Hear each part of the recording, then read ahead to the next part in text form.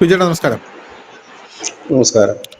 നമുക്ക് വടക്ക് കിഴക്കൻ സംസ്ഥാനങ്ങളിലേക്ക് ഒന്ന് പോവാം. ഈ വടക്ക് കിഴക്കൻ സംസ്ഥാനങ്ങളിൽ ഒരു വലിയൊരു മാസീവ് മൂവ് നടക്കുക കേട്ടോ. അത് നമ്മുടെ മാധ്യമങ്ങളൊന്നും ചർച്ചയാക്കിയിട്ടില്ല.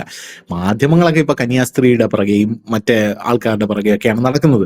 ഇവിടെ നമ്മുടെ നാഷണൽ ലെവലിലും ഇന്റർനാഷണൽ ലെവലിലും നമ്മുടെ രാജ്യം ചെയ്യുന്ന ഓരോരോ അഭിമാനപൂരിതമായിട്ടുള്ള പ്രവർത്തനങ്ങൾ അതൊന്നും ഇവർക്ക് പിറ്റി പൊളിറ്റിക്സ് ആണ്. നമ്മൾ ഈ പിറ്റി പൊളിറ്റിക്സ് ഉണ്ടല്ലോ, ഈ വാർഡ് കൗൺസിലർ അവിടെ എത്ര വോട്ടുണ്ട്, BJPക്ക് എത്ര വോട്ടുണ്ട്, CPM എത്ര വോട്ടുണ്ട്, ഈ BJPക്ക് വോട്ട് ചെയ്യുന്ന 5 പേരിൽ 10 പേര് ക്രിസ്ത്യാനികളാണ്, എങ്ങനെ അവരെ തിരിച്ച് കോൺഗ്രസിലേക്ക് എത്തിക്കാം. അതുകൊണ്ട് എവിടെയെങ്കിലും ഒരു കന്യാസ്ത്രീയുടെ തലയിൽ ഒന്ന് കാക്ക അപ്പിയിട്ട ഉടനെ പറയും ഏതോ സംഘപരിവാർ പറത്തിവിട്ട കാക്കയാണെന്ന്. അങ്ങനെയൊക്കെയാണ് ഒരു വാർത്ത കൊടുത്തുകൊണ്ടിരിക്കുന്നത്.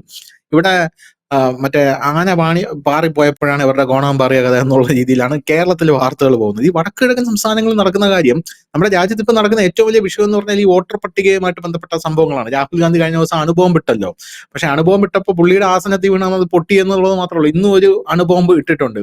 അത് സുപ്രീം കോടതിയാണ് രാഹുൽ ഗാന്ധിക്ക് ഇട്ടുകൊടുത്തത്. സുപ്രീം കോടതി ചോദിച്ചു, എടാ നിനക്ക് നാണവും മാനവും ഉണ്ടാകും, ഇങ്ങനെ ഈ ലെവലാണ് ചോദിക്കുന്നത്. ഒരു ഇന്ത്യക്കാരനാണോ നിങ്ങളൊക്കെ? ഈ ചൈന ഇന്ത്യയുടെ ലാൻഡ് അക്വയർ ചെയ്തു നിങ്ങൾ എങ്ങനെ പറയും? നിങ്ങളുടെ കയ്യിൽ കണക്കുണ്ടോ എന്നാണ് സുപ്രീം കോടതി ചോദിച്ചിരിക്കുന്നത്. നിശ്ചിതമായിട്ടുള്ള വിമർശനം. കേരളത്തിൽ ഒരു മാധ്യമങ്ങളിലും വാർത്തയില്ല, പക്ഷെ നമുക്കത് പറഞ്ഞല്ലേ പറ്റൂ. ഇപ്പോ കഴിഞ്ഞ ദിവസം ബീഹാറിലെ കാര്യങ്ങൾ നമ്മൾ ചർച്ച ചെയ്തു. ബീഹാറിൽ അവിടെ പ്രക്ഷോഭം തുടങ്ങി കഴിഞ്ഞു. 7.6 ലക്ഷം വോട്ടർമാരാണ് അവിടെ ബംഗ്ലാദേശികളും അനധികൃത കുടിയേറ്റക്കാരുമായിട്ടുള്ളത്. അവന്മാരെല്ലാം വോട്ടർ പട്ടികയിൽ നിന്ന് എടുത്ത് പുറത്താക്കി. പാർലമെന്റിലടക്കം ഒരു പ്രക്ഷോഭം തുടങ്ങിക്കഴിഞ്ഞു. അതിന് പുറമെ വടക്ക് കിഴക്കൻ സംസ്ഥാനങ്ങൾ അറിയാലോ, ഹിമന്ത് ബിശ്വ ശർമ്മയാണ് ആസാം ഭരിക്കുന്നത്. പുള്ളി എന്ന് പറഞ്ഞാൽ ഏത് സമയത്ത് അവന്മാരെ പിടിച്ച് പുറത്താക്കട്ടെന്ന് വിചാരിച്ചുകൊണ്ടിരിക്കുകയാണ്. നേരത്തെ കോടതി ചോദിച്ചിരുന്നു ഇവരെ പിടിച്ച് പുറത്താക്കുന്നില്ല എന്ന്. കോടതി തന്നെ ചോദിച്ചിരുന്നു എന്തുകൊണ്ട് ഇവരെ പുറത്താക്കുന്നില്ല, ഇവരെ തടങ്കൽ പാളയത്തിൽ ഇടട്ടെ എന്ന് ചോദിച്ചപ്പോൾ വേണ്ട, അത് തിന്നും കുടിച്ചും കിടക്കാന്നല്ലേ, അങ്ങനെ തിന്നും കുടിച്ചും ഗോവിന്ദച്ചാമിയെ പോലെ അവർ തടങ്കൽ പാളയത്തിൽ കിടക്കണ്ട, അവരെ പറഞ്ഞു വിട്ടാരെന്നാണ് കൃത്യമായിട്ട് പറഞ്ഞത്. അതിന്റെ ഇടയിലാണ് വേറൊരുത്തം കൊണ്ട് കോടതിയിൽ മറ്റേ ഇത് കൊടുത്തത്, ആൻഡമാൻ നിക്കോബാർ ദ്വീപിൽ അവരെ കൊണ്ടുപോയിട്ട് ജോസ് പ്രകാശിനെ പോലെ മുതല കൊളത്തി എറിഞ്ഞു കൊടുക്കണമെന്ന് പറഞ്ഞു. കോടതി ഇന്ന് 25,000 രൂപ പഴയെന്ന് പറഞ്ഞ് അവിടെ നിന്ന് പൊക്കോ എന്ന് പറഞ്ഞു. എനിക്ക് ഒരു തെളിവും ഇല്ലാതെ ഇങ്ങനെയൊന്നും കൊണ്ടുവരില്ലെന്ന് പറഞ്ഞു. അപ്പൊ കഴിഞ്ഞ ദിവസം ഉണ്ടായ വാർത്ത എന്ന് പറഞ്ഞു കഴിഞ്ഞാൽ ഈ ഒരു വലിയൊരു എവിക്ഷൻ ഡ്രൈവ് ഈ വടക്ക് കിഴക്കൻ സംസ്ഥാനങ്ങളിൽ നടക്കുന്നു. മിസോറാം, മേഘാലയ, ഇവിടെ എല്ലാം ഈ കണക്കെടുപ്പ് തുടങ്ങിയിട്ടുണ്ട്. വലിയ പ്രക്ഷോഭം അവിടെ ഉടനെ സ്റ്റാർട്ട് ചെയ്യും. പക്ഷേ ഇപ്പോ ആസാമിലാണ് ഈ വലിയ വിഷയം വന്നിരിക്കുന്നത്. ബീഹാറിന് ശേഷം the first phase of the eviction drive in the Rangma forest area of Uriamghat in Assam has been successfully completed എന്ന് പറഞ്ഞ റിപ്പോർട്ട് പുറത്തു വന്നു. ഉറിയംഖണ്ഡ് എന്ന് പറഞ്ഞ ഏരിയയിൽ റങ്മ ഫോറസ്റ്റിനകത്ത് ഒരു ഫോറസ്റ്റ് ഏരിയ മുഴുവൻ കയ്യേറിയിരിക്കുകയാണ് മിയ മുസ്ലിംസ് ആയിട്ടുള്ള ആൾക്കാർ. ആ ഫോറസ്റ്റ് ഏരിയ മുഴുവൻ കയ്യേറി അവിടെ കുറെ നാളായിട്ട് അധിവസിച്ചു വരികയാണ്. വോട്ടർ പട്ടികയിൽ പേരില്ല. അപ്പോ 8,500 ബിഗാസ് ഓഫ് ലാൻഡ്, അവിടെ അങ്ങനെയാണ് പറയുന്നത്, ബിഗാസ് ഓഫ് ലാൻഡാണ് ഇവർ കയ്യേറിയിരുന്നത്. ബിഗാസ് ഓഫ് ലാൻഡ് ഇവർ കയ്യേറി 1,500, ചിലതിൽ 2,000 എന്ന് പറയുന്നുണ്ട്.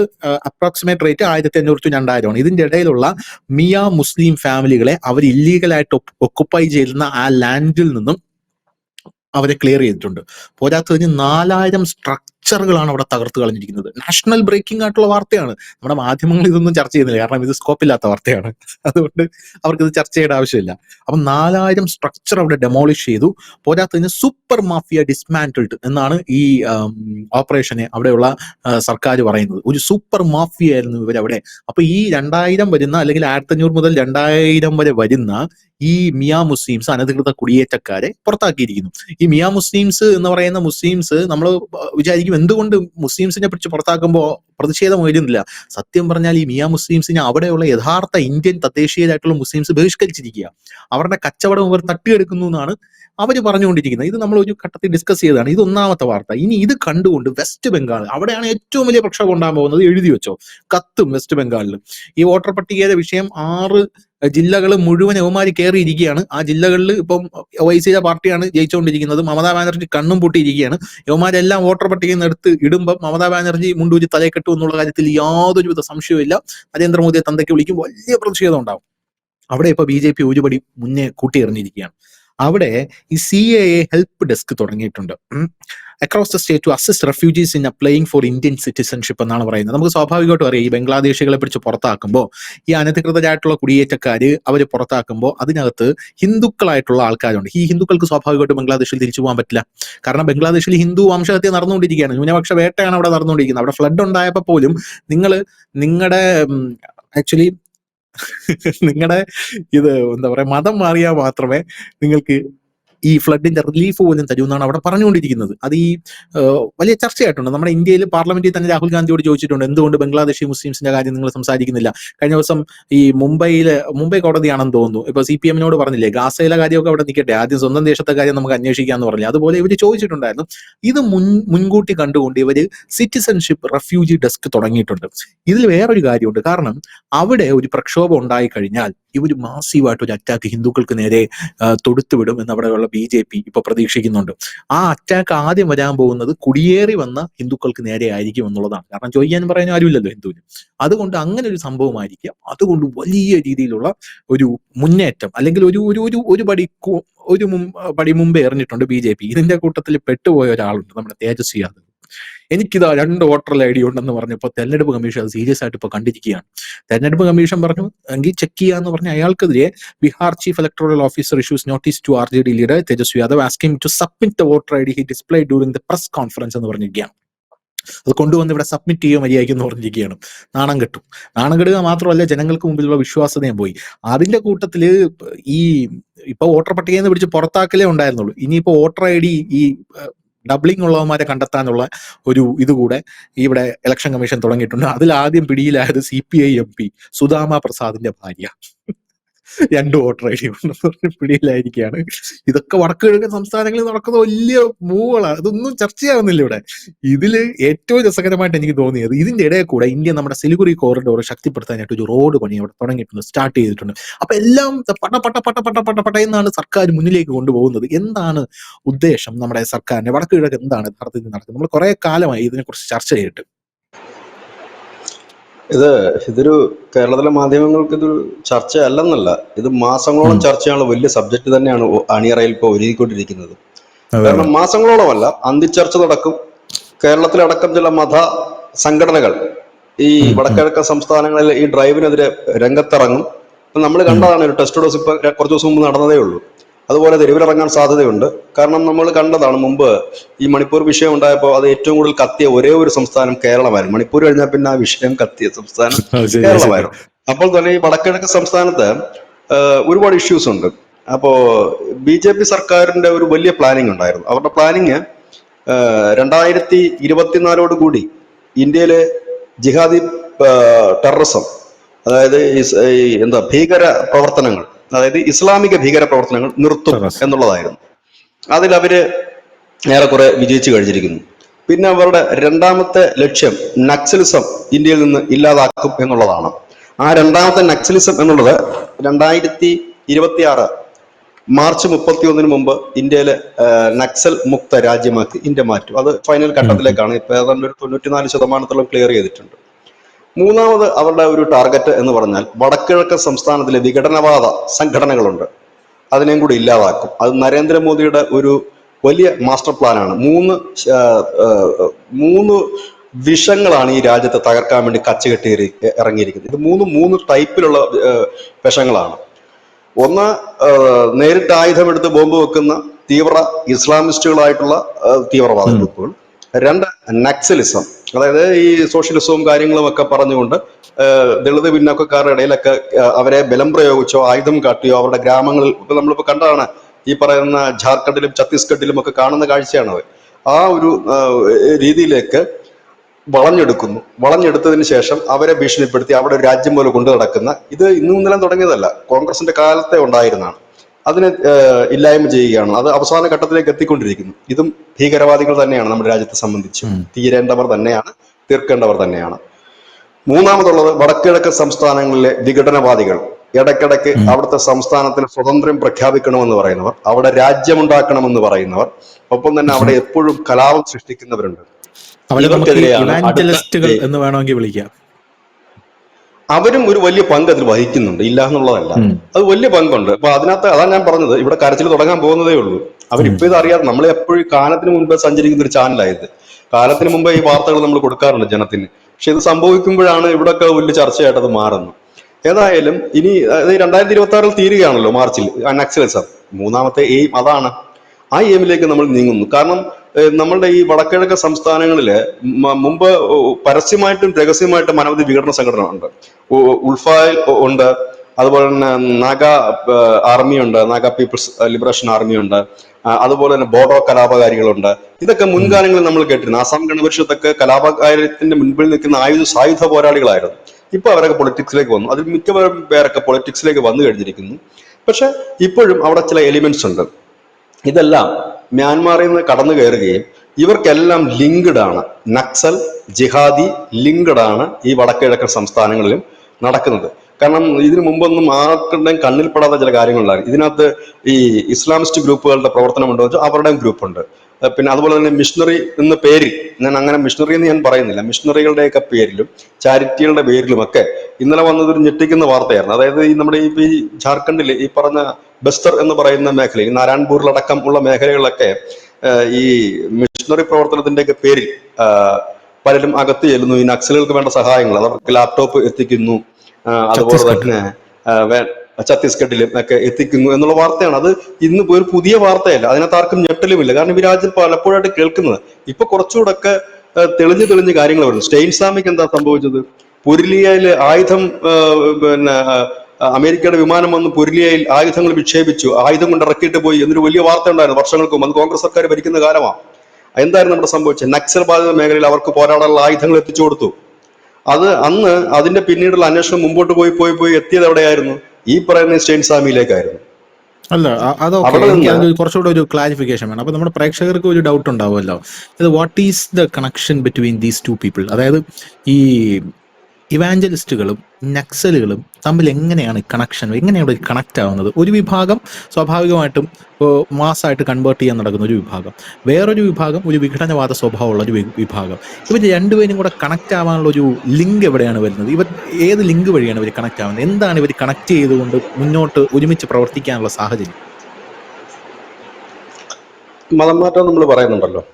ആരെയാണ് ഇവർ മതം മാറ്റുന്നത്?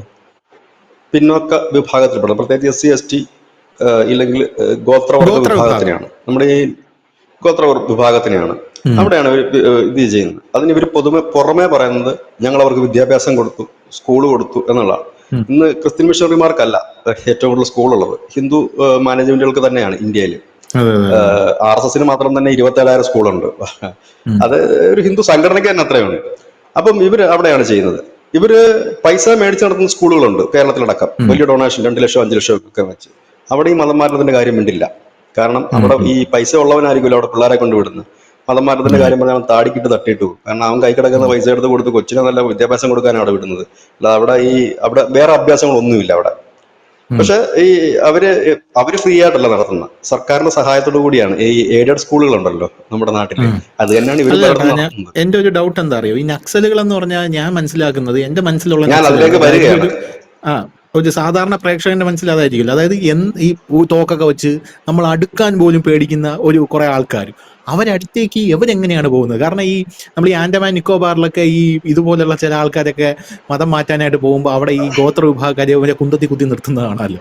അങ്ങനെയുള്ള വാർത്തകളൊക്കെ നമ്മൾ കേട്ടിട്ടില്ല. അപ്പൊ ഇവരുടെ അടുത്ത് എന്ത് പറഞ്ഞുകൊണ്ടാണ് ഇവർ പോകുന്നത്? ഇവരെങ്ങനെയാണ് കൺവിൻസ് ചെയ്യുന്നത്? ധനുഷ് പറഞ്ഞത് സിനിമയിലുള്ള നക്സല, ഞാൻ പറഞ്ഞത് ലൈഫിലുള്ള ലൈവായിട്ടുള്ള നക്സല് എന്ന് പറയുന്നത് 2 തരം നക്സലുണ്ട്. ഒന്ന് അർബൻ നക്സൽസ് എന്ന് പറയും, നമ്മുടെ ഇടയിലും ഉണ്ട്. അവര് സർക്കാർ ജീവനക്കാര്, ഇല്ലെങ്കിൽ കോളേജ് വിദ്യാർത്ഥികള്, ഇല്ലെങ്കിൽ അങ്ങനെ പ്രത്യേകിച്ച് നമ്മുടെ JNUവിൽ അടക്കം അങ്ങനത്തെ ഉണ്ട്. അത് അവർ ആ ഒരു രീതിയിൽ പ്രവർത്തനം നടത്തുന്നുണ്ട്. പല പേരുകളായിരിക്കും അവരിടുന്നത്. ചിലപ്പോൾ തീപ്പന്തമെന്നോ തീക്കട്ട എന്നൊക്കെ പറഞ്ഞിട്ട് സംഘടനയൊക്കെ വെച്ചിട്ട് പോരാട്ടം എന്തെങ്കിലുമൊക്കെ ഒരു പേരിട്ടിട്ടായിരിക്കും അവരുണ്ടാകും. ഇവരുടെ പിന്നിലാണ് ഈ സായുധരായിട്ടുള്ള അവരുണ്ടാകും. അവർ സംഘടിതരായിട്ട് മറ്റേ ഈ ഭീകരവാദി, കാശ്മീരിലൊക്കെ കയറുന്ന ഭീകരവാദികളെ കണക്ക് മെഷീൻ ഗണ്ണും വെച്ച് കാത്തിരിക്കുന്നതല്ല, വെടിവെച്ച് കൊല്ലാൻ വേണ്ടിയിട്ട്. അവരവിടെ ചെയ്യുന്ന കാര്യങ്ങൾ എന്തെന്ന് ചോദിച്ചു കഴിഞ്ഞാൽ, ഇവര് ഇത് കണക്കുള്ള പാവപ്പെട്ട ഗ്രാമങ്ങളിൽ ചെല്ലും. പണ്ട് അവിടെ റോഡ് പോലും ഇല്ലായിരുന്നു. ഇപ്പൊ ഈ അമിത്ഷാ കയറി കൊന്നൊടുക്കിയതിനു ശേഷമാണ് അവിടെ റോഡും ദേശീയ പതാകയും പാറിപ്പറക്കാൻ തുടങ്ങി. നമ്മൾ തന്നെ എത്രയോ വാർത്ത ചെയ്തിട്ടുണ്ട് ഈ നക്സൽ അറ്റാക്ക് നടത്തുന്നതിനെ കുറിച്ച്. അവിടെ ചെല്ലുന്നു, ഈ പാവപ്പെട്ടവരെ ബന്ദികളാക്കുന്നു. എന്നിട്ട് അവരോട് പറയുന്നത് എന്താണെന്നറിയാവോ? നിങ്ങളുടെ മോചനത്തിന് വേണ്ടിയിട്ടാണ് ഞങ്ങൾ ഇവിടെ എത്തിയിരിക്കുന്നത്, നിങ്ങൾക്ക് നല്ല ജീവിതത്തിന് വേണ്ടി ഞങ്ങൾ പോരാടുന്ന സംഘടനയാണ്. ഇതാണ് ഇവിടെ മുദ്രാവാക്യം. സോഷ്യലിസം, ജനാധിപത്യമില്ല, സോഷ്യലിസം, വിപ്ലവം തോക്കിൻകുഴലിലൂടെ എന്നുള്ളത് ബേസാണ്, അവരുടെ ബേസ് ഐഡിയോളജിയാണ്. അപ്പൊ അവിടുന്ന് ഇവർക്ക് സഹായിക്കാനാണെന്ന് പറഞ്ഞു വരുന്നത്. പിന്നീട് ഈ അക്ഷരാർത്ഥത്തിൽ ഈ ജനങ്ങളെ അവർ ബന്ദികളാക്കുകയാണ് ചെയ്യുന്നത്. ഇവിടേക്ക് വരുന്ന സർക്കാർ സംവിധാനങ്ങളെ ഇവർ തകർക്കും. അതിനാണ് ഇവർ ആയുധം ഉപയോഗിക്കുന്നത്. ജീപ്പുകളോ മറ്റോ വന്നു കഴിഞ്ഞാൽ തകർക്കും. കാരണം ഇവരുടെ ഒരു രാജ്യം പോലാണ്. ഇതേപോലെ ഒരു രാജ്യമാണ് പോപ്പുലർ ഫ്രണ്ട് ഉണ്ടാക്കാൻ വേണ്ടി ചില വനങ്ങളിൽ, കൊല്ലത്തിനടുത്തുള്ള ചില വനങ്ങളിലൊക്കെ ഇതേപോലെ വനത്തിനകത്ത് ഇവരുടെ ഒരു ഏരിയ, ടെറിട്ടറി ഉണ്ടാക്കിയെടുത്തായിരുന്നു. അതേപോലത്തെ സംഭവമാണ് ഇവിടെ. ഇവിടെ ഇതിങ്ങനെ കാലങ്ങളായിട്ട് രാജാക്കന്മാരെ കണക്ക് ഇവരാണ് ടാക്സ് വിരിക്കുന്നത്, ഇവരാണ് കപ്പം കൊടുക്കുന്നത്, ഇവരാണ് കോടതി, ഇവരാണ് പോലീസ് സ്റ്റേഷൻ, ഇങ്ങനെയായിരുന്നു പോയിക്കൊണ്ടിരുന്നത്. പക്ഷെ BJP സർക്കാർ കയറിയതിനു ശേഷം നമ്മൾക്ക് സീറോ ടോളറൻസ് എന്ന് പറഞ്ഞൊരു നയം കൊണ്ടുവരികയും ഈ നക്സലുകളോട്, മുമ്പെന്ന് പറഞ്ഞാൽ നക്സലുകൾക്ക് കീഴടങ്ങാനുള്ള ഒരു ചാൻസ് കൊടുക്കുമായിരുന്നു. നിങ്ങൾ വരൂ, കീഴടങ്ങുമ്പോൾ നിങ്ങൾക്ക് അത് തരാം, ജോലി തരാം. അമിത്ഷാ പറഞ്ഞത് നമ്മളുടെ ഒരു ഓഫർ ആദ്യം കൊടുക്കുക, കീഴടങ്ങുക എന്നുള്ളത്.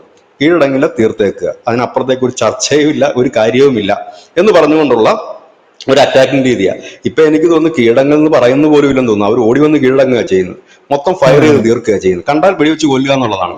ഈ രീതിയിലേക്കാണ് പോകുന്നത്. അതുകൊണ്ട് എന്ത് പറ്റി, ഇന്ന് പല ഗ്രാമങ്ങളിലും വൈദ്യുതി എത്തി, കറണ്ട് എത്തി, വെള്ളമെത്തി. ആ ഗ്രാമീണരൊക്കെ അവരുടെ മോചനത്തിൽ പിടിയിൽ നിന്ന്. അപ്പൊ ഈ സെക്യൂരിറ്റി BJP സർക്കാർ വന്നതിന് ശേഷം ഭയങ്കരമായ സെക്യൂരിറ്റി, ഇതിനു മുമ്പ് സെക്യൂരിറ്റി ഒക്കെ ഉണ്ട്. അപ്പൊ ഇവരുമായി അക്സസ് വേണമല്ലോ, കാരണം ഇവർക്ക് പല പല കമ്മ്യൂണിക്കേഷൻ നടത്താൻ ലാപ്ടോപ്പ് വേണം, ഇവർക്ക് മുമ്പോട്ട് പോകാനുള്ള മറ്റ് മരുന്നുകൾ ഇവർക്ക് ആവശ്യമാണ്, ഭക്ഷണ സാമഗ്രികൾ ഇവർക്ക് ആവശ്യമാണ്, ഇവർ തമ്പടിക്കുന്നത്, പൈസ ആവശ്യമാണ്, ഇങ്ങനെ ഒരുപാട് കാര്യങ്ങൾ ഇവർക്ക് ആവശ്യമാണ്. ഇതിപ്പോ ഈ സെക്യൂരിറ്റികൾ വളരെ ടൈറ്റ് ആകുമ്പോൾ ഈ വനത്തിനകത്ത് ഈ പറയുന്ന ഈ ഗ്രൂപ്പുകൾ, ചില മിഷണറി ഗ്രൂപ്പുകൾ, എല്ലാവരെയും അല്ല നമ്മൾ പറയുന്നത്, ചില മിഷണറി ഗ്രൂപ്പുകൾ ഇതിനകത്ത് എത്തുമ്പോൾ അവർക്ക് വളരെ ഈസിയാണ് കാര്യം. കാരണം ഈ നക്സലുമായിട്ട് കണക്ഷൻ വെക്കുക, അങ്ങനെയാണെങ്കിൽ അകത്ത് നിന്നിട്ട് ഇവർക്ക് ഈ മതപരിവർത്തനം വളരെ എളുപ്പത്തിൽ നടത്താം. ഇവർ അവിടെ ചെല്ലുന്നത് വിദ്യാഭ്യാസം, കരുണ, കാരുണ്യം, രോഗശുശ്രൂഷ എന്ന് പറഞ്ഞിട്ടാണ് ഇവർ അകത്ത് കയറുന്നത്. രണ്ട് കാര്യങ്ങളുണ്ട്. നക്സലിനെ സംബന്ധിച്ചും ലാഭകരമാണ്, ഇവർ മുഖേന അവർക്ക് വേണ്ട അത്യാവശ്യം ചില ഈ ഇലക്ട്രോണിക്സ് കാര്യങ്ങൾ അവർക്ക് കൈ കിട്ടും. രണ്ടാമത്തെ കാര്യം എന്ന് പറഞ്ഞു കഴിഞ്ഞാല് ഈ എന്താണ് പറയുന്നത്, ഇവരുടെ ഒരു മറ പിടിച്ചുകൊണ്ട് ഇവർക്ക് പുറം ലോകമായിട്ട് കമ്മ്യൂണിക്കേറ്റ് ചെയ്യാൻ പറ്റും. അതായത് ഇവരെ സംബന്ധിച്ച് ഇവരുടെ സഹായത്തോടു കൂടി ഇവരെ എളുപ്പമല്ലേ, ഇവരുടെ കസ്റ്റഡി കിടക്കുന്ന ജനമാണ് ഈ ഗോത്രവർഗവും, ഒന്നും അറിയില്ല. അപ്പൊ ഇന്നത് പ്രാർത്ഥിച്ചോ, നിങ്ങൾ ഇന്ന മതമാണ്, നിങ്ങൾക്ക് അത് തരാം, ഇത് തരാം, മറ്റേത് തരാന്ന് പറയാം. എന്നിട്ട് ഇവർ ഇത്രയും നാൾ ഈ പല പിന്നോക്ക പ്രദേശത്തും ആഹോരാത്രം പണിയെടുത്തിട്ട് ഏതെങ്കിലുമൊക്കെ വല്ല ഡെവലപ്മെന്റ് ഉണ്ടായതായിട്ട് ധനുഷ് കണ്ടോ? ഈ പറയുന്ന നാരായണപൂരി കണ്ടോ? ബസ്തറി കണ്ടോ? ഖാൽഗറി കണ്ടോ? എവിടെങ്കിലും കണ്ടോ? എങ്ങും കണ്ടില്ലല്ലോ. കുറെ ഇവര് നൂറ്റാണ്ടുകളായിട്ട് മിഷണറി പ്രവർത്തനം നടത്തിക്കൊണ്ടിരിക്കുക, ഉദ്ധരിച്ച് എവിടെങ്കിലും ആരെങ്കിലും രക്ഷപ്പെട്ടതായിട്ട് കേട്ടിട്ടുണ്ടോ? ഇല്ല. ഈ ഉദ്ധരിക്കാൻ നടന്നവനൊക്കെ 2 നില വീടും 5 കാറും വാങ്ങിയിട്ടുണ്ട്. പക്ഷെ ഉദ്ധരിച്ചൊരു പാവം രക്ഷപ്പെട്ട് നമ്മൾ കണ്ടിട്ടില്ല. പിന്നെ രണ്ടാമത്തെ ഇവർ ചെയ്യുന്ന ഒരു ടെക്നിക്ക് എന്തെന്ന് വെച്ച് കഴിഞ്ഞാലും, ഇവരുടെ ടെക്നിക്കലി പരമായിട്ട് ഇവരുടെ ഈ ആദിവാസി എന്നുള്ളത് ഈ റിലീജിയൻ കോളത്തിൽ നിന്ന് മാറ്റില്ല. പകരം ഇവർ ചെയ്യുന്നത്, കാരണം ഇവരുടെ ഈ സെക്യൂരിറ്റി നഷ്ടപ്പെടാതിരിക്കാൻ മാത്രം, അതായത് ഇവർക്ക് കിട്ടുന്ന ആനുകൂല്യം നഷ്ടപ്പെടാതിരിക്കാൻ മാത്രമല്ല, ഇവർക്കൊരു സേഫ്റ്റിക്കും കൂടെ വേണ്ടിയിട്ടാണ്. അതായത് ഇവർ ചെയ്തുകൊണ്ടിരിക്കുന്നത് ഈ ഒരു വോട്ട് ബാങ്കിനെ സൃഷ്ടിക്കുകയാണ് ഈ രാജ്യത്തിനകത്ത്. മതം മാറ്റത്തിന് മറവിൽ ഇവർ ചെയ്യുന്ന ഒരു വോട്ട് ബാങ്കാണ്, സംഘടിത വോട്ട് ബാങ്ക്. അതായത് നാളെ ഈ രാജ്യം ആര് ഭരിക്കണമെന്ന് തീരുമാനിക്കുന്നത് ഇവരുടെ ഈ ഒരു ഗ്രൂപ്പായിരിക്കും തീരുമാനിക്കുന്നത്. ഇതാണ് നടക്കുന്നത്, അതല്ലാതെ മതം മാറ്റം എന്നല്ല. കാരണം ഈ പാവപ്പെട്ട ഈ ഗോത്രവർഗ വിഭാഗത്തിന് അറിയില്ല. അവർക്ക് രക്ഷ കിട്ടണമെന്നുണ്ടെങ്കിൽ സർക്കാർ സംവിധാനങ്ങൾ അവിടെ എത്തുകയും അവർക്ക് വേണ്ട റേഷനും കാര്യങ്ങളും എത്തുകയും ചെയ്യണം. അപ്പൊ ഇവരവിടെ ചെല്ലുന്നു, ഇവർക്ക് വേണ്ട കാര്യങ്ങൾ ചെയ്യുമ്പോൾ അവർ പറയും ശരി, നിങ്ങൾ അവിടെ മിഷണറി പ്രവർത്തനം ചെയ്തു, സ്കൂള് ചെയ്തു. മുമ്പൊക്കെ ഇവിടെ കോൺഗ്രസ് സർക്കാർ കണ്ണടച്ചു കൊടുക്കുമായിരുന്നു, എന്ത് ചെയ്തു വേണം, അവർ ഫണ്ടും കൊടുക്കുമായിരുന്നു ഇത്ര NGO-കൾക്ക്. അനവധി NGO-കൾ പൂട്ടിപ്പെട്ടു പോയി. അതിനകത്ത് ഹിന്ദു സംഘടനകളുടെ NGO പൂട്ടപ്പെട്ടു. കേരളത്തിലടക്കം ഹിന്ദു മഠങ്ങളുടെയൊക്കെ ചില NGO അക്കൗണ്ട്സ് ഒക്കെ പോയിട്ടുണ്ട്. അപ്പം ഇത് ചെയ്തു കൊടുക്കുമായിരുന്നു. ഇതാണ് അവിടെ അക്ഷരാർത്ഥത്തിൽ നടക്കുന്ന ഒരു പ്രധാനപ്പെട്ട ഒരു കാര്യം. ഇതാണ് ഇതിന്റെ ഒരു കണക്ഷൻ എന്ന് പറയുന്നത്. ഇത് നമ്മൾ പറയുന്നത് ടോട്ടലി അല്ല. പിന്നെ ഈ പറയുന്ന സാധനം വെച്ചാൽ ഇന്ത്യയിലെ ഇന്നലെ ഒരാള് വളരെ ഗംഭീരമായിട്ട് എഴുതിയിരിക്കുന്നത്, ഇന്ത്യയിലെ എല്ലാ BJP നേതാക്കളും പഠിച്ചത് ക്രിസ്ത്യൻ സ്കൂളിലാണെന്നാണ് പറയുന്നത്. ഏറ്റവും വലിയ രസകരമായ കാര്യം എന്താണെന്ന് വെച്ച് കഴിഞ്ഞാൽ, ക്രിസ്ത്യൻ സ്കൂളിൽ ഇത് നമ്മൾ കഴിഞ്ഞ ദിവസം വേറൊരാൾ ഇട്ടിരിക്കുന്നുണ്ട്, ChatGPT ചോദിച്ചപ്പോൾ ഇന്ത്യയിൽ ഏറ്റവും കൂടുതൽ ജീവകാരുണ്യ പ്രവർത്തനം നടന്ന 10 സംഘടനകളിൽ 9 ഹിന്ദു സംഘടനകളാണ്. അതിലൊരെണ്ണമാണ് ഈ മദർ തെരേസയുടെ സംഘടനയുള്ളത്. പിന്നെ രണ്ടാമത്തെ കാര്യം, ഈ കുട്ടികൾ ഈ പഠിച്ചു എന്നാണ് പറയുന്നത്. ഇനി ക്രിസ്ത്യൻ മിഷണറിമാരെ എല്ലായിടത്തും സ്ഥാപനം നടത്തുന്നുണ്ടല്ലോ. ഈ ഗുജറാത്തിലടക്കമുള്ള സ്ഥാപനങ്ങൾക്ക് സ്ഥലം ആ സർക്കാരാണ് വിട്ടുകൊടുത്തിരുന്നത്. BJP സർക്കാരും വിട്ടുകൊടുത്തിട്ടുണ്ട്, കാന്തപുരത്തിനും വിട്ടുകൊടുത്തിട്ടുണ്ട്. അങ്ങനെ സർക്കാരുകളാണ് പലയിടത്തും ഇവർക്ക് വിട്ടുകൊടുത്തിരിക്കുന്നത്. ഇവർ സ്കൂളും സ്ഥാപിച്ചിരിക്കുന്നത് സർക്കാർ സ്കൂൾ ഇതിലാണ്. അല്ലാതെ ഇവരവിടെ പോയി വില കൊടുത്ത് മേടിച്ചൊരു സ്കൂളും പണിതിട്ട് അവിടെ പോയിട്ട് ഈ പാവപ്പെട്ടവരെ ഉദ്ധരിക്കുകയല്ല അവർ ചെയ്തത്. അവരവിടെ അത് ചെയ്തിട്ടുണ്ട്. സർക്കാർ ഇവർക്ക് ഗ്രാന്റുകൾ കൊടുത്തിട്ടാണ് ഈ സ്കൂളുകൾ നടത്തുന്നത്. അതല്ലാതെ അവരുടെ ഓസിനോ ഔദാര്യത്തിലോ അല്ലത്. പറയുമ്പോ എല്ലാം പറയണ്ടേ, ഇല്ലെങ്കിൽ പറയിപ്പിക്കാതിരിക്കുക. കാരണം ഇതൊക്കെ എല്ലാവർക്കും അറിയാവുന്ന കാര്യമാണ്. പറയിപ്പിക്കാതിരിക്കുക എന്നുള്ളതാണ് നിങ്ങളുടെ മാന്യത. നിങ്ങൾ ബുദ്ധിമാന്മാരും ബാക്കിയൊരു പൊട്ടന്മാരും കരുതുന്നിടത്ത് പഴയ കാലമല്ല. അവർ ഇവരുടെ സംസാരം കേട്ട് കഴിഞ്ഞാണ്ടല്ലോ, ഇപ്പൊ മെനങ്ങാന്ന് നല്ല കൈരളി ന്യൂസിൽ ഒരു ലോഹയിട്ടൊരു ലോഹധാരി വന്നിരുന്ന് പറയുന്നത് ഞാൻ കേട്ടായിരുന്നു. ഈ കേരളത്തിൽ വിദ്യാഭ്യാസം നിങ്ങൾ നേടിയിട്ടുണ്ടെങ്കിൽ അതിൽ സ്തുത്യർഹമായിട്ടുള്ള പങ്ക് വഹിച്ച ആരുമില്ല. ഇവിടെ ഈ ക്രിസ്ത്യൻ മിഷണറീസ് മാത്രമാണ്, അതിലൂടെയാണ് നിങ്ങളുടെ പൂർവികരൊക്കെ പഠിച്ചിരിക്കുന്നത് എന്നുള്ളൊരു സെറ്റപ്പിലാണ് ഇവർ പറഞ്ഞിരുന്നത്. യഥാർത്ഥത്തിൽ ഇവിടെ എന്താണ് നടന്നത്? നമുക്കൊരു സംസ്കാരം ഉണ്ടായിരുന്നു. ആ സംസ്കാരത്തിൽ ഇവർക്കൊക്കെ എത്രയോ മുകളിൽ നളന്തയും തക്ഷശിലയൊക്കെ ഉണ്ടായിരുന്ന ഒരു സംസ്കാരമായിരുന്നു നമ്മുടേത്. ആ സംസ്കാരത്തിലേക്ക് കടന്നു കയറി ആ സംസ്കാരത്തെ നശിപ്പിച്ച് ബ്രിട്ടീഷുകാർ അവരുടെ അജണ്ടകൾ പഠിപ്പിക്കാനായിട്ട് ഓരോ കാര്യങ്ങൾ സെറ്റ് ചെയ്ത് ഇവിടെ മതമാറ്റം നടത്തി ആ കാര്യങ്ങൾ പഠിപ്പിച്ച് പള്ളിക്കൂടം എന്ന രീതിയിൽ കാര്യങ്ങളൊക്കെ സെറ്റ് ചെയ്ത് മുന്നോട്ട് ഇവിടെ അവർ ട്രെയിനിൻ്റെ ട്രാക്ക് ഇട്ടിട്ടുണ്ടെങ്കിൽ അത് അവർക്ക് വേണ്ടിയിട്ടുള്ള കാര്യങ്ങൾ കൊണ്ടുപോകാൻ വേണ്ടി മാത്രമാണെന്ന് നമുക്ക് എല്ലാവർക്കും അറിയാമെന്നുള്ളതേ ഉള്ളൂ. ഇനി ഏറ്റവും രസകരമായിട്ടുള്ളൊരു കാര്യം എന്താ അറിയുമോ ചേട്ടാ? ഏറ്റവും രസകരമായിട്ടുള്ള കാര്യം ഇപ്പോഴും ഇവരുടെ ഈ തിയോളജി വിഷയങ്ങളും കാര്യങ്ങളൊക്കെ ഉണ്ടല്ലോ, ഈ പള്ളിയിൽ അച്ഛനായിട്ട് പഠിക്കാനുള്ളൊരു ഇതുണ്ടല്ലോ, അതിൽ അവർ മെയിനായിട്ട് പഠിച്ചുകൊണ്ടിരിക്കുന്ന വേദങ്ങളും ഭഗവത്ഗീതയൊക്കെയാണ് മെയിനായിട്ട്. അതാണ് ഇപ്പോഴും അവർ പഠിച്ചുകൊണ്ടിരിക്കുന്നത് മെയിനായിട്ട്. വേദങ്ങൾ അതൊക്കെ ഒരു പാഠ്യവിഷയമായിട്ട് അവർ അതിനകത്ത് പഠിക്കുന്നുണ്ട്. അവർ ബൈബിൾ ഒരു പാഠ്യവിഷയമാണ്, അതിൻ്റെ കൂട്ടത്തിൽ ഇതെല്ലാം അവർ പഠിക്കുന്നുണ്ടെന്നാണ് ഞാൻ മനസ്സിലാക്കുന്നത്. അപ്പോൾ നമ്മൾ ആ സംസ്കൃതിയെ തകർത്തിട്ടാണ് ഇതെല്ലാം കൊണ്ടുവന്നത് എന്നുള്ളതാണ് വേറൊരു വലിയ സംഭവം എന്ന് പറയുന്നത്. അപ്പം ഈ വിദ്യാഭ്യാസത്തിന്റെ ഞെളിമ തീരാൻ ഒറ്റ കാര്യം ചെയ്താൽ മതി. കേന്ദ്രം ഇപ്പോൾ UGC ഫണ്ട് കൊടുക്കുന്നത് നിർത്തിക്കഴിഞ്ഞാൽ കേരളത്തിലെ ബഹുഭൂരിപക്ഷം കോളേജുകളിലും പ്രവർത്തനം നിലയ്ക്കും. ഫണ്ട് വെട്ടിച്ചുരുക്കുമ്പോൾ തന്നെ വലിയ ഞെരുക്കമാണ് ഇവിടെ. അപ്പൊ എന്താണ്, സ്വന്തമായിട്ട് കയ്യിൽ നിന്ന് പൈസ എടുത്തിട്ടാണ് ഇവർ പഠിപ്പിക്കുന്നത്? അല്ല, ഇതാണ് പറയുന്നത്. ആടിനെ പട്ടിയാക്കുന്ന ഒരു പരിധിയുണ്ട്. പക്ഷെ അതൊക്കെ കേട്ടിട്ട് ഇവിടെ ഒരു ബഹുഭൂരിപക്ഷം പേര് മിണ്ടാതിരിക്കുന്നത് കരുതിയിട്ട് അവർ പൊട്ടന്മാരായതുകൊണ്ടല്ല, തിരിച്ചു ചോദിക്കാൻ അറിയാൻ പാടില്ല എന്നിട്ടല്ല, കോട്ടയെന്ന് വെക്കും. അത് നമ്മുടെ ഒരു സംസ്കാരത്തിന്റെ ഭാഗമായതുകൊണ്ടാണ്. അപ്പം ഇതുപോലെയുള്ള, കാരണം ഇതൊരു ടെസ്റ്റ് ഡോസ് ആണ് ഇപ്പൊ കഴിഞ്ഞ ദിവസം ഈ കേരളത്തിൽ നടന്നത്. ആ ടെസ്റ്റ് ഡോസ് എന്തിനാണെന്നുള്ളത്, ഈ വടക്ക് കിഴക്കൻ സംസ്ഥാനങ്ങളിൽ ഇപ്പോൾ ഒരു വലിയ മാസീവ് ഡ്രൈവ് നടക്കാൻ പോകുന്നുണ്ട്. വലിയ വിഭാഗത്തിനെ പിടിച്ച് പുറത്താക്കാൻ പോകുന്നുണ്ട്, വലിയ വിഭാഗത്തിൽ പിടിവീഴാൻ പോകുന്നുണ്ട്, പലരും ജയിലിലാകാൻ പോകുന്നുണ്ട്. കാരണം വിഘടനവാദികളുണ്ട്, നക്സൽ ഗ്രൂപ്പ്സ് ഉണ്ട്, മറ്റ് NGOs ഉണ്ട്, ഒരുപാടുണ്ട്. അപ്പോഴെന്ത് പറ്റും? പഴയ ഇരവാദവും. ഇപ്പൊ എന്താണ് മണിപ്പൂരിനെ കുറിച്ച് ഇരവാദം കേൾക്കാത്തത്? അവിടെ ഇപ്പോഴും പ്രശ്നങ്ങൾ നടക്കുന്നുണ്ട്. എന്താ പറയാത്തത്? പട്ടളം കയറി അടിച്ചൊതുക്കി. അവിടെ റാലിയും കൊണ്ട് വരുന്നവന് വെടിയുണ്ടയാണ് തിരിച്ചു കൊടുക്കുന്നത്. ഒതുങ്ങിയില്ല അവിടെ. കാരണം ഇനി മനസ്സിലാക്കേണ്ട ഒരു കാര്യം എന്ന് വെച്ചാൽ, ഇവിടെ ഇതിനേക്കാൾ വലിയ സംഘടനകളായിരുന്നു ഈ തീവ്ര ഇസ്ലാമിസ്റ്റുകളുടെ സംഘടനകൾ. അവർക്ക് രാജ്യരാമാണ് ഒതുങ്ങിപ്പോയ ഒരു സംഘടന. അപ്പം നമ്മൾ പറയുന്നത്, ഈ ഒരു രാജ്യത്ത് ജീവിക്കുമ്പോൾ ആ രാജ്യത്തിനെതിരെ പ്രവർത്തിക്കുന്ന സംഘടനകൾ ഏതായാലും, അത് NGOs ആയാലും വിഘടനവാദ സംഘടനകളായാലും ഒക്കെ, അത് രാജ്യം അടിച്ചമർത്തുക തന്നെ ചെയ്യും. പണ്ട് കാലത്തും ഇത് അടിച്ചമർത്താൻ പറ്റുമായിരുന്നു. പക്ഷെ കോൺഗ്രസ് സർക്കാരിന്റെ കാലത്ത് അവർ പ്രീണന നയം സ്വീകരിച്ചത് കൊണ്ടാണ് ഇവർ ഇത്രത്തോളം പടർന്ന് പന്തലിക്കാൻ ഇടയാക്കിയത്. ഇന്ന് BJP വരുമ്പോൾ അവർക്ക് പ്രീണന നയത്തിന്റെ ആവശ്യമില്ല. അവർക്ക് പ്രീണന നയത്തിന്റെ ആവശ്യമില്ല. ഇത് കേൾക്കുമ്പോൾ പറയും, വടക്കിഴക്കൻ സംസ്ഥാനത്തില് ഇപ്പം ചെയ്തു കഴിഞ്ഞാൽ BJP തറ പറ്റും. അതിനവിടെ BJP ഇല്ല. ആസാമിലുണ്ട്. അവിടെ ഈ വടക്കിഴക്കൻ സംസ്ഥാനത്ത് ഇവിടുന്നാണ് ആസാമെങ്കിൽ പോലും അവിടെ ഹിന്ദു മെജോറിറ്റി ഉള്ള ഒരു സംസ്ഥാനമാണ്. ബാക്കിയുള്ളിടത്തൊക്കെ ഹിന്ദുക്കൾ വേറെ ക്രിസ്ത്യൻസിലൊക്കെ മായിക്കഴിഞ്ഞിരിക്കുന്നു. അപ്പം വടക്കിഴക്കൻ സംസ്ഥാനങ്ങളുടെ പ്രശ്നം എന്ന് വെച്ചാൽ, അവിടെ കേന്ദ്രത്തിൽ ഏത് പാർട്ടിയാണോ അധികാരത്തിൽ വരുന്നത് ആ പാർട്ടിയോടൊപ്പം തന്നെ അവിടുത്തെ എല്ലാ രാഷ്ട്രീയ പാർട്ടികളും നിൽക്കും. കാരണം എന്താണെന്ന് ചോദിച്ചാൽ, വല്ലതും കിട്ടണമെങ്കിലോ വികസനം നടക്കണമെങ്കിലോ കേന്ദ്രം ഭരിക്കുന്ന പാർട്ടിയുടെ കൂടെ നിൽക്കണം. ഇല്ലായിരുന്നുണ്ടെങ്കിൽ ഈ പറയുന്ന അവിടുത്തെ ബഹുഭൂരിപക്ഷം MP-മാരും ക്രിസ്ത്യൻസ് ആണ്. അവരങ്ങനെയാണെന്നുണ്ടെങ്കിൽ നേരെ രാഹുൽ ഗാന്ധിക്ക് പിന്നിൽ അണിനിരക്കണ്ടല്ലേ? എന്താ അണിനിരക്കാത്തത്? അവര് വെറുതെ വന്നതല്ല, ആരും ഫ്രീ ആയിട്ടൊന്നും ചെയ്യുന്നില്ല. എനിക്കിപ്പോഴും സംശയമുണ്ട്. ഇപ്പൊ ഈ കന്യാസ്ത്രീയുടെ ഒരു കേസ് വന്നല്ലോ, ജാമ്യം കൊടുത്തത്. ഈ അമിത്ഷാ എന്നൊക്കെ പറഞ്ഞത് നമ്മൾ വിചാരിക്കുന്നതിന്റെ അപ്പുറത്ത് ബുദ്ധിയുള്ള ആളാ. അദ്ദേഹം കൊടുത്തത്, ശരി ഇന്ന് നിങ്ങൾ ലഡ്ഡു കൊടുക്കും, നാളെ ഞങ്ങൾക്കും ലഡ്ഡു കൊടുക്കാൻ ഒരു ഇടമുണ്ടാക്കി തരണമെന്നാണ് പിന്നീട് പറഞ്ഞു കാണുമായിരിക്കും ഒരുപക്ഷെ. കാരണം ഇലക്ഷനൊക്കെ വരികയാണ്.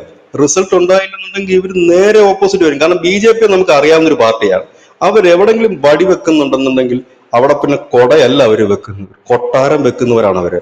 അപ്പൊ അതുകൊണ്ട് ഇപ്പൊ അവർ ഇട്ട് കൊടുത്തിരിക്കുന്നത്, ഇത് പേടിച്ചിട്ടല്ല അവരത് ചെയ്തിരിക്കുന്നത്. കാരണം ഇവിടെ കുറെ ആൾക്കാർ പ്രശ്നം ഉണ്ടാക്കിയുണ്ടോ, കേരളത്തിലെ മാധ്യമങ്ങൾ പോയി വലിയ പ്രശ്നം ഉണ്ടാക്കിയുണ്ടോ, രാഷ്ട്രീയക്കാർ വലിയ പ്രശ്നം ഉണ്ടാക്കിയുണ്ടോന്നും അല്ല. അവർക്കൊരു കൃത്യമായ പ്ലാനിങ് ഉണ്ടത്. ആ പ്ലാനിങ്ങിനകത്ത് ചൂട് മാറുമ്പോ അത് വീണ്ടും വേറെ ഇതിലേക്ക് പോകും. കാരണം ഇതിപ്പോ കേസ് എന്ന് പറഞ്ഞാൽ NIA ഏറ്റെടുത്തിരിക്കുന്ന ഒരു കേസാണ്. അതിനിപ്പോ അവർ പറയുന്നത് കുറ്റപത്രം റദ്ദാക്കണം, അതുപോലെ തന്നെ ബജരംഗ് ദളിനെ നിരോധിക്കണം, അങ്ങനെ കുറെ ഡിമാൻഡ്സ് ആണ്. ഒരിക്കലും അവര് കരുതിയത് അതിനകത്ത് എനിക്ക് തോന്നുന്നു എല്ലാവരും ഇല്ല കേട്ടോ, അതിനകത്ത് ബ്രില്യൻസ് ആയിട്ടുള്ളവരൊക്കെ മാറി നിൽപ്പുണ്ട്, വേറെ ചില വകുപ്പുകളൊക്കെ ഉണ്ട്. അപ്പൊ അവര് പറഞ്ഞു ഇങ്ങനെയൊക്കെ ചെയ്യണം. പറയുന്നത് ആന്റി കൺവേർഷൻ ലോ പിൻവലിക്കണോ? ഇതിനകത്ത് വലിയ രസം എന്താന്ന് വെച്ചാല്, ഇവർക്ക് ഇപ്പോഴും നേരം എടുത്തിട്ടില്ല. കാരണം ഈ വളരെ ചെറിയൊരു ഗ്രൂപ്പാണ്. ഈ ഗ്രൂപ്പ് ഇപ്പൊ ഈ കേരളത്തിലെ മീഡിയാസ് ഉണ്ട്, അവർക്കിപ്പോ ഈ ഇലക്ഷൻ ടൈം ആയതുകൊണ്ടാണ് അവർ ഈ വാർത്തയില്ല. പൊതുവെ ജൂലൈ മാസം എന്നൊക്കെ പറഞ്ഞ വാർത്തയില്ലാത്ത മാസം, ജൂലൈ ആഗസ്റ്റ് ഒക്കെ വാർത്തയില്ല. അപ്പൊ അവിടെ പോയി കിടന്ന് കത്തിച്ച് വർഗീയത കത്തിച്ച് ഒരു രസമാണല്ലോ, അതുകൊണ്ട് അവർ ചെയ്യുന്ന. ഈ മീഡിയാസിനെ കണ്ടുകൊണ്ടോ ഈ രാഷ്ട്രീയക്കാരെ കണ്ടുകൊണ്ടോ തുള്ളാൻ നിൽക്കരുത്. കാര്യങ്ങൾ അറിഞ്ഞിട്ട് വേണം അത് മുമ്പോട്ട് വയ്ക്കാൻ. ഈ കന്യാസ്ത്രീയുടെ വിഷയം തന്നെ രഹസ്യമായി വളരെ പബ്ലിക് അല്ലാതെ തന്നെ ഡീൽ ചെയ്യാവുന്നൊരു വിഷയമായിരുന്നു എന്നാണ് ഞാൻ മനസ്സിലാക്കുന്നത്. നേരത്തെ തന്നെ അവർക്ക് ജാമ്യം കിട്ടുമായിരുന്നു. ഈ ഒരു കേസിലാണ് ഇത്രയും വരെ പോകണ്ടായിരുന്നു. ഇത്രയും ബഹളമൊക്കെ ഉണ്ടാക്കിയിട്ട് ഒരു വലിയ പ്രക്ഷോഭം ഉണ്ടാക്കി. ഇവരെന്ത് പറ്റുന്നു? ഇങ്ങനെ പ്രക്ഷോഭം കാര്യങ്ങളുണ്ട്, ഇതിന് മറുഭാഗവും ഉണ്ടാകും. അവർ പൊട്ടന്മാരല്ലല്ലോ. ഇവിടെ കാലാകാലങ്ങളായിട്ട് ഇതിനേക്കാൾ വലിയ ശക്തമായ സംഘടനയാണ് ഹൈന്ദവ സംഘടന. അവരെന്താ മിണ്ടാതിരിക്കും? അതോ ബി.ജെ.പിക്ക് ഞങ്ങൾ വോട്ട് ചെയ്യത്തില്ലെന്ന് പറഞ്ഞു കഴിഞ്ഞാൽ അവർ ബി.ജെ.പി വേറെ, അത് 1980 വന്ന് ബി.ജെ.പി കണ്ടിട്ടാണ് ഇവിടെ ബാക്കിയുള്ള ഹൈന്ദവ പ്രസ്ഥാനങ്ങൾ. ഇനിയിപ്പം സംഘപരിവാർ അല്ല ഇവിടെ ഹൈന്ദവ പ്രസ്ഥാനങ്ങൾ, അതിന്റെ ഇരട്ടിയോളം ഹൈന്ദവ പ്രസ്ഥാനങ്ങൾ ഈ രാജ്യത്തുണ്ട്. അവരാരും ബി.ജെ.പി കണ്ടിട്ടോ കോൺഗ്രസിനെ കണ്ടിട്ടോ വന്നവരൊന്നും അല്ല. അവരൊക്കെ ഉള്ളപ്പോഴും ഇല്ലാത്തപ്പോഴും അവരൊക്കെ എതിർത്തപ്പോഴും ഇവിടെ പ്രവർത്തിച്ചിരുന്ന സംഘടനകളാണ്. അപ്പൊ അവരെ സംബന്ധിച്ച് അവര് ഒരു മറുഭാഗം ഉയർത്തെഴുന്നേക്കില്ലേ? ഈ കാണിക്കുന്ന മുഷ്കും കാര്യങ്ങളും ഈ ഡയലോഗ് കൂടിയൊക്കെ അപ്പുറത്തുള്ളവർ പറയുമ്പോൾ എന്താണ് നിങ്ങൾക്ക് സഹിച്ചാൽ ബുദ്ധിമുട്ട്?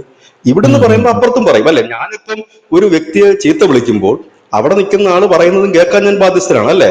ഇല്ലെങ്കിൽ ഞാൻ സമീപനത്തിന്റെ പാതയിൽ ഒരു സഹിഷ്ണുതയോടുകൂടി ഞാൻ സംസാരിക്കാനും പ്രവർത്തിക്കാനും പഠിക്കണം. അപ്പൊ എന്ത് പറ്റും? എന്റെ എതിരെ നിൽക്കുന്നവർ എനിക്ക് ബഹുമാനം തരും. നേരെ മറിച്ച് ഞാൻ അവനെ എടാന്ന് വിളിച്ചാൽ അവർ എന്താടാന്ന് തന്നെ ചോദിക്കും. ആ കാലമാണിത്. അല്ലാതെ കേരളത്തിലുള്ള ബി.ജെ.പി വോട്ട് ഏത് കാലത്ത് വോട്ട് ചെയ്തിട്ടുണ്ടെന്നാണ് പറയുന്നത്. ഇനി ഏത് കാലത്ത് വോട്ട് ചെയ്യുമെന്നാണ് പറയുന്നത് എനിക്കറിയത്തില്ല. ഇനി 20 എം.പിമാർ ഇല്ലാതല്ലേ ഈ കണ്ട കാലം അത്രയും നരേന്ദ്രമോദി 3-ാം ടൈം വരെ എത്തിയത്? അവര് കേരളത്തിൽ 21 സ്റ്റേറ്റ് ഭരിക്കുന്നത് ഈ കേരളത്തിന്റെ വോട്ട് കൊണ്ടാണോ? അല്ലെങ്കിൽ ഇവിടുത്തെ ഇന്ത്യയിലെ ക്രിസ്ത്യൻസ് വോട്ട് കൊണ്ടാണോ? അല്ല, ഇതിനേക്കാൾ മുസ്ലിംസ് വോട്ട് അവർക്ക് ഇല്ല. കാരണം കേരളത്തിലെ പ്രത്യേക പരിസ്ഥിതിയിൽ ഈ ന്യൂനപക്ഷങ്ങൾ ഇമ്പോർട്ടന്റ് ആയതുകൊണ്ടാണ് ഈ ഒരു സംഭവം ഇവിടെ വരുന്നത്. അതുകൊണ്ടാണ് ഞാൻ പറയുന്നത്, ഇങ്ങനെയുള്ള ആളുകൾ ചെയ്യുന്നൊരു അറിഞ്ഞോ അറിയാതെ ചെയ്യുന്നൊരു ദ്രോഹമുണ്ട്.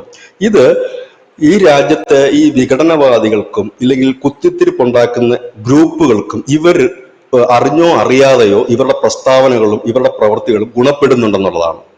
അതായത് ഇപ്പൊ നമ്മൾ കണ്ടതാ കഴിഞ്ഞ ദിവസം ഈ കന്യാസ്ത്രീമാരുടെ വിഷയത്തിലടക്കം SDP ആണ് വലിയ പ്രതിഷേധമായിട്ട് എത്തുന്നത്. SDP കുറിച്ച് കഴിഞ്ഞ കുറെ നാളായിട്ട് നമ്മൾ ഒന്നും കേൾക്കാതിരുന്നതാണ്. SDP രംഗത്തെത്തുന്നു. ജമാഅത്ത് ഇസ്ലാമിയുടെ ചാനലിൽ നിരന്തരം ഒരു ദിവസം 10 വാർത്തയും രാത്രി പ്രത്യേക സ്പെഷ്യൽ എഡിഷൻ ചർച്ചയും നടത്തുന്നു അല്ലെ? ഇവരാണ് ഇത് ചെയ്തുകൊണ്ടിരിക്കുന്നത്. അതായത് ഇങ്ങനെയുള്ള ഗ്രൂപ്പുകൾക്ക് വിഷയമുണ്ടാക്കി കൊടുത്തുകൊണ്ട് അവർക്ക് വളമേകാനും ഇത് ഉപകരിക്കൂ എന്നുള്ളതാണ്. കാരണം ഇവര് പറയുന്നുണ്ടല്ലോ, ഇവര് വിദ്യാഭ്യാസപരമായി ഭയങ്കരമായ ഉന്നതിയിലാണെന്ന്. വിദ്യാഭ്യാസം ഉണ്ടായിരുന്നെങ്കിൽ അത് ബുദ്ധിപൂർവ്വം ഈ വിഷയം അവർ കൈകാര്യം ചെയ്തേനെ. ഇതിനേക്കാൾ വലിയ വിഷയങ്ങൾ ഡൽഹിയിലൊക്കെ പോയി അവർക്ക് ചർച്ച ചെയ്ത് രഹസ്യമായി തീർക്കാനും പിടിക്കാനും പറ്റുമെങ്കിൽ ഇതും ആകാമായിരുന്നല്ലോ. ഇവിടെ കിടന്ന് ചീത്ത വിളിച്ചിട്ട് അവിടെ പോയിട്ട് അഡ്ജസ്റ്റ്മെന്റ് പല കാര്യങ്ങളും നടത്തുന്നുണ്ടല്ലോ, അത് ഇതിനും ആകാമായിരുന്നല്ലോ അല്ലെ? അപ്പൊ ഇത് പബ്ലിക് അറിഞ്ഞ് ഞങ്ങൾ ഇങ്ങനെ, കാരണം എക്കാലത്തും ഈ കേരളത്തിലുള്ള ചില സഭാ നേതാക്കന്മാരുടെ വിഷയം അതാണ്. അവർ പാലം കടക്കോളം നാരായണെന്ന് വിളിക്കും, പാലം കിടന്ന് ആ നിമിഷം കൂരായണെന്ന് വിളിക്കുന്ന ഒരു വിഭാഗമാണ് ഇവിടുത്തെ ചില ആളുകൾ. എല്ലാവരും ഞാൻ പറയുന്നില്ല, ചില ആളുകൾ ഇതിനകത്ത് ഇടപെട്ടിട്ട് സുരേഷ് ഗോപിയൊക്കെ ഇടപെട്ടതിന്റെ തെളിവ് സഹിതം പുറത്തുണ്ട്. അത് തുറന്നു പറയാൻ പോലും ആർജവം ആ മതമേലധ്യക്ഷൻ ഇല്ലായിരുന്നു ഈ സുരേഷ് ഗോപി ഇടപെട്ടത്. പുള്ളിയും വിചാരിച്ച് 2 കൊട്ട് സുരേഷ് ഗോപി കെട്ടിക്കിട്ടും, ഞങ്ങളൊരു വലിയ പവറാണ്, പൊളിറ്റിക്കൽ പവറാണ്, ഞങ്ങൾ ഇപ്പോൾ എന്തെങ്കിലുമൊക്കെ ചെയ്യും. ഒന്നുമല്ല, അതാദ്യം മനസ്സിലാക്കണം. കാരണം പഴയ കാലമല്ല, പഴയ വെർട്ടിഫിക്കേഷനും കുറെ മാധ്യമങ്ങളുടെ ലേഖനവും ചാനൽ ചർച്ചയുമല്ല കാര്യം. അങ്ങനെയാണെന്നുണ്ടെങ്കിൽ നരേന്ദ്രമോദി പണ്ടേക്ക് മണ്ണടിയേണ്ടതാണ്. 2002 മുതൽ ഇന്നേ കാലം വരെ അദ്ദേഹത്തിനെതിരെ ലോകത്തുള്ള മാധ്യമങ്ങളും ലോകമായ ലോകത്തുള്ള പ്രതിപക്ഷങ്ങളും ലോകമായ ലോകത്തുള്ള ശത്രുക്കളും നിരന്തരം വിമർശനം ഉന്നയിക്കുകയും കടന്നാക്രമിക്കുകയും ചെയ്യുന്ന ഒരു നേതാവാണ്. അദ്ദേഹത്തിന് എന്തെങ്കിലും പറ്റിയോ? അമിത്ഷായ്ക്ക് പറ്റിയോ? യോഗി ഇപ്പൊ തീർത്ത് കളയുമെന്നാണ് പലരും പറഞ്ഞുകൊണ്ടിരുന്നത്. 2ാം വട്ടം UP-യുടെ ചരിത്രത്തിൽ ആദ്യമായിട്ടാണ് 2ാം വട്ടവും BJP നല്ല ഫുൾ സ്ട്രെങ്തില് നല്ല മെജോറിറ്റിയിൽ അവർ അധികാരത്തിൽ വരുന്നത്. 3ാം വട്ടവും ഇപ്പോഴത്തെ കണ്ടീഷനിൽ അവർ വരാൻ തന്നെയാണ് സാധ്യത കൂടുതൽ. അങ്ങനെ നിൽക്കുന്നവരിടത്ത് എന്താണ് ഈ ഓലപ്പാമ്പ് പോലും അല്ല ഇത് സംഭവം. അങ്ങനെയല്ല നമ്മൾ ചെയ്യേണ്ടത്. നമ്മളൊരു പ്രതിഷേധവുമായി ഇറങ്ങുമ്പോൾ ഈ പ്രതിഷേധം ആർക്കെങ്കിലും ഗുണപ്പെടുമോ എന്ന് നമ്മൾ ആദ്യം നോക്കേണ്ടത്. ഈ പ്രതിഷേധം ഇപ്പോൾ ആർക്കൊക്കെയാണ് ഗുണപ്പെട്ടിരിക്കുന്നത്? പോട്ടെ, കോൺഗ്രസ് കമ്മ്യൂണിസ്റ്റ് പാർട്ടികൾക്ക് സംബന്ധിച്ച് അതൊരു വിഷയമല്ല, കാരണം അവർ പൊളിറ്റിക്കൽ പാർട്ടിയാണ്, അവരതിനുവേണ്ടി എടുക്കുകയാണ്. പക്ഷെ പിന്നീട് ചെയ്ത ആർക്കാണ്? SDP-ക്ക് അത് ഗുണം ചെയ്തിട്ടുണ്ട്, ജമാഅത്ത് ഇസ്ലാമി. കാരണം അവർക്ക് പുതിയൊരു മൈലേജ് കിട്ടിയിട്ടുണ്ട്, അവർക്ക് പ്രത്യേകിച്ചൊരു പവർ കിട്ടിയിട്ടുണ്ട്. പിന്നീട് പബ്ലിക്കിലേക്ക് ഇറങ്ങി വന്നിട്ട്, കാരണം ആ പോപ്പുലർ ഫ്രണ്ടൊക്കെ നിരോധന ശേഷം അണിയറയിലേക്ക് മാറി നിന്നവരാണ് SDP-ക്കാരും മറ്റുമൊക്കെ. അവരിപ്പോ മുഖ്യധാരയിലേക്ക് വരുന്നു. ഈ പ്രതിഷേധ സമരങ്ങളിലൊക്കെ അവരും പലരും പങ്കെടുക്കുന്നു എന്നുള്ളതാണ് ചില ചിത്രങ്ങൾ കാണുന്നത്. അതിന്റെ സത്യാവസ്ഥ എനിക്കറിയില്ല. അപ്പം ഇങ്ങനെയുള്ള കാര്യങ്ങളിലേക്ക് അത് നീങ്ങുകയാണ്. അതായത് ഈ കേരളത്തിലിരുന്ന് ഈ കുണ്ടികുലുക്കി പക്ഷി എന്ന ഒരു പക്ഷിയുണ്ട് നമ്മുടെ നാട്ടിൽ, വളരെ അതെ അതെ ഇടക്കിടക്ക് അതെ എനിക്ക് ഓണക്കാലത്തൊക്കെ വരുന്നതാണ്. അത് ഉം. കുലുങ്ങുമ്പോഴാണ് ഭൂമി കുലുങ്ങുന്ന ഒരു ചിന്ത വരും. ആ ചിന്ത മാറ്റുക. പകരം നിങ്ങൾ ശ്രദ്ധിക്കേണ്ടത്, ലോകത്ത് 35 രാജ്യങ്ങൾ, ക്രിസ്ത്യൻ രാജ്യങ്ങൾ ഇന്ന് ഇസ്ലാമിക രാജ്യങ്ങളായി മാറിക്കൊണ്ടിരിക്കുകയാണ്. ബ്രിട്ടൻ പോലും നാളെ ഇസ്ലാമിക രാജ്യത്തിലേക്ക് നീങ്ങിക്കൊണ്ടിരിക്കുകയാണ്. അതിനെതിരെ ഒരു ക്യാമ്പയിനെങ്കിലും തുറന്ന പക്ഷം സംഘടിപ്പിക്കുക. പിന്നെ പട്ടിണിയും ദുരിതവുമുള്ള ഒരുപാടിടങ്ങൾ ഈ കേരളത്തിൽ തന്നെയുണ്ട്. അവിടങ്ങളിൽ പോകുക, അവിടങ്ങളിൽ അവർക്ക് വിദ്യാഭ്യാസം കൊടുക്കുക, മറ്റു കാര്യങ്ങൾ കൊടുക്കുക. അതല്ലാതെ ഇതിനൊക്കെയുള്ള സർക്കാർ റെഡ് അലർട്ട് പ്രഖ്യാപിച്ചിരിക്കുന്ന ഏരിയകളിൽ ഒരു സിവിലിയന് പോലും കടന്നു ചെല്ലാത്ത ഇടങ്ങളിൽ നിന്നൊക്കെ ഇത്തരത്തിൽ ചില കാര്യങ്ങൾ നടക്കും. സ്വാഭാവികമായി തന്നെ അന്വേഷണം വരും. ഈ കേസിന്റെ FIR റദ്ദാക്കാൻ പോകുന്നതേ ഇല്ല. അതൊരു ബാലിശമായ ഒരു എന്താണ് കടുംപിടുത്തമാണ്. നമുക്കറിയാം, ഇവിടെ ഒരു സ്വാമി, എനിക്ക് തോന്നുന്നത് 69 ദിവസം, സത്യാനന്ദ സരസ്വതിയാണെന്ന് എനിക്ക് തോന്നുന്നു, 69 ഉം. ദിവസം ജയിലിൽ കിടന്നിരുന്നു. മറ്റേ ശങ്കരാചാര്യ മഠവുമായി ബന്ധപ്പെട്ടൊരു സ്വാമി, അദ്ദേഹത്തിന്റെ പേര് ഞാൻ കൃത്യമായിട്ട് ഓർക്കുന്നില്ല. ഉം. 69 ദിവസം ജയിലിൽ കിടന്നു. ഈ രാജ്യത്ത് ഏതെങ്കിലും ഹിന്ദു സംഘടനകൾ പ്രതിഷേധവുമായി രംഗത്തെത്തിയിരുന്നു? ഒരു സംഘടനയും എത്തിയില്ല. കാരണം എന്തിനായിരുന്നു? അദ്ദേഹം ഈ വിധ്വംസ പ്രവർത്തനങ്ങൾക്കൊന്നും അല്ലായിരുന്നു. വേറെന്തോ ഒരു വലിയ സ്റ്റേറ്റ്മെന്റോ കാര്യങ്ങളോ എന്തോ നടത്തിയിട്ടാണ് അദ്ദേഹം പോയത്. ആരെങ്കിലും വന്നോ? ഇല്ല. അത് നിയമപരമായി 69 ദിവസം കഴിഞ്ഞപ്പോഴാണ് ജാമ്യം കിട്ടിയത്. അത് നമ്മുടെ ഈ അടുത്ത കാലത്താണ് ധനുഷൻ, ഞാൻ ആ പേര് മറന്നുപോയി. 4 പ്രധാനപ്പെട്ട മഠങ്ങളുടെ അധിപന്മാരിൽ ഒരു സ്വാമി, അദ്ദേഹമാണ് 69 ദിവസം കിടക്കേണ്ടി വന്നില്ലേ? എത്രയോ സ്വാമിമാര് ഈ രാജ്യത്ത് കിടന്നിട്ടുണ്ട് അല്ലേ? അവിടെ ഒന്നും പ്രക്ഷോഭങ്ങൾ ഉണ്ടാക്കാൻ അറിയാൻ പാടില്ല എന്നിട്ടാണോ? ഈ ഉം. രാജ്യത്തെ ഏറ്റവും വലിയ ഹൈന്ദവ സംഘടന RSS ആണെങ്കിലും മറ്റു സംഘടനകൾ ശക്തമാണ്, സമുദായ സംഘടനകൾ ശക്തമാണ്. ഇവിടെ ആരെങ്കിലും അതിനെ എതിർത്ത് രംഗത്തെത്തിയിരുന്നു? നിയമത്തിലേക്ക് പോട്ടുന്നത് മുൻപ് കേട്ടുകേൾവി പോലും ഇല്ലാത്ത കാര്യമാണ്. ഇവിടുന്ന് പോയിട്ട് ഒരു പാർട്ടി, ആ പാർട്ടി ഭരിക്കുന്ന ഒരു സംസ്ഥാനത്ത് എന്നിട്ട് അവിടുത്തെ ലോ ആൻഡ് ഓർഡർ കൈകടത്തിട്ട് പറയുകയാണ് ജാമ്യം കൊടുത്തേക്കെന്ന്. ഇനിയിപ്പം നാളെ ഇവര് തന്നെ ഇപ്പൊ എന്നിട്ട് പറയുന്നത് എന്താണ്? കുട്ടിക്ക് സിനിമയിൽ കാണുന്ന കണക്കാണ്. നാളെ കോടതിയെ വിളിച്ച് പറഞ്ഞു നോക്കൂ, കേസെല്ലാം റദ്ദ് ചെയ്തേക്കൂ, വേണമെങ്കിൽ മറ്റന്നാൾ എന്തായിരിക്കും പറയുന്നറിയാം, കോടതി പിരിച്ചു വിട്ടേക്കൂ, NIA ഉണ്ടെന്നെങ്കിൽ കുഴിച്ചു മൂടും, പിന്നെ ഇന്ത്യൻ പാർലമെന്റ് ഉണ്ടെന്നെങ്കിൽ വേറെ എന്തെങ്കിലും ആക്കുമെന്ന് പറയും. ഇതെന്താ വെള്ളരിക്ക ഉം. പഠനമാണോ? ഇതിനൊപ്പം തുള്ളുന്ന കുറെ രാഷ്ട്രീയക്കാരും കുറെ മാധ്യമങ്ങളും കഥ അറിയാതെ ആട്ടം കാണും. ഇതിന്റെ സീരിയസ്നെസ്സിലേക്ക് നമ്മൾ പോകണം. ഇവിടെയാണ് ഞാൻ പറഞ്ഞില്ലേ, ഉം. വടക്കിഴക്കൻ സംസ്ഥാനത്തിലെ ഡ്രൈവ് അങ്ങോട്ട് തുടങ്ങുന്നു. ഡ്രൈവ് തുടങ്ങുമ്പോൾ അത് ഏറ്റവും കൂടുതൽ വാർത്തയും ചർച്ചയുമാകുന്നത് കേരളത്തിലായിരിക്കും. പ്രത്യേകിച്ച് ഇപ്പൊ ഇലക്ഷൻ ഉം. കാലഘട്ടമാണ്, തദ്ദേശ തെരഞ്ഞെടുപ്പ് വരുന്നു, നിയമസഭാ തെരഞ്ഞെടുപ്പ് വരുന്നു. വലിയ രീതിയിൽ തന്നെ ഇത് ക്യാമ്പയിനും പ്രശ്നങ്ങളും ആകും എന്നുള്ളതാണ് നമ്മളിപ്പോ ഇവിടെ വെച്ച് പ്രവചിക്കുകയാണ്. ഇത് അധികം വൈകത്തൊന്നുമില്ല. കാലത്തിന് മുമ്പ് സഞ്ചരിക്കുന്ന ഒരു ചാനൽ ആയതുകൊണ്ട് തീർച്ചയായും ഞങ്ങൾ പറഞ്ഞ കാര്യങ്ങളൊക്കെ നടന്നിട്ടുണ്ട്. ഇതും നടക്കുക തന്നെ ചെയ്യും.